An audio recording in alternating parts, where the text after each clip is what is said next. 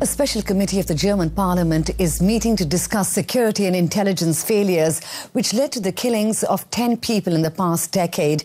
The murders were allegedly carried out by a right-wing extremist group. 9 of the victims were members of the immigrant community. Authorities are under pressure to explain why the murders remained undetected for so long.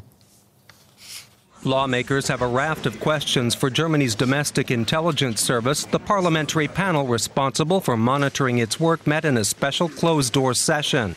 Opposition leaders say the revelations surrounding a neo-Nazi terrorist cell will have consequences.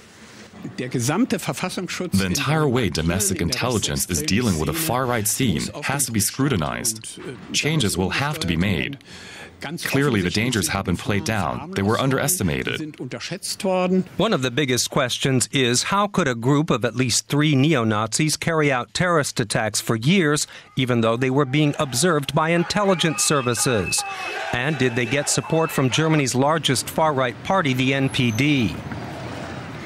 In the burnt-out house once used by the group, police found a DVD of a homemade propaganda film.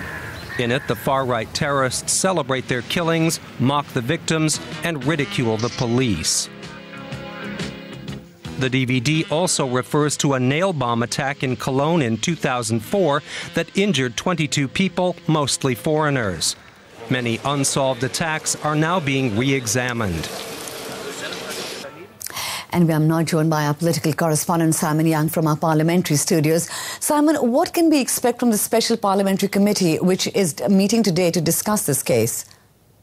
Well, politicians of all parties are calling for a major review of the work of the intelligence services. Clearly, there has been a huge failure either to detect this group or to share information properly. Germany's Länder, the regional states, operate independent intelligence services, as does the nation as a whole at federal level, and clearly that does create a problem, a potential problem anyway, of information sharing. But there are also questions about the reliance on informants.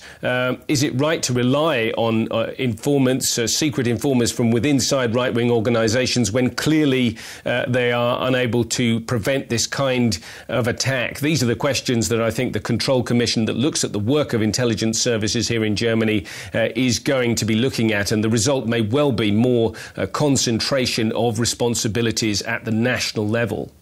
Now, we're hearing some reports and criticism in the media and elsewhere that the German authorities may not have taken right-wing extremism as seriously as they should have.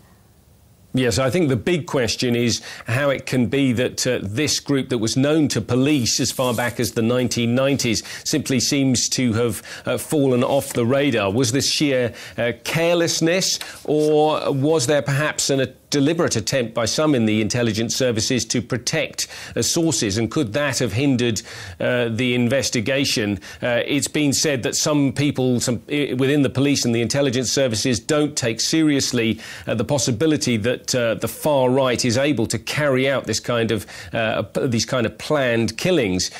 So all of these questions need to be looked at now, and certainly it's a scandal because it means the state with its intelligence apparatus is unable to deal with the threat from the far right.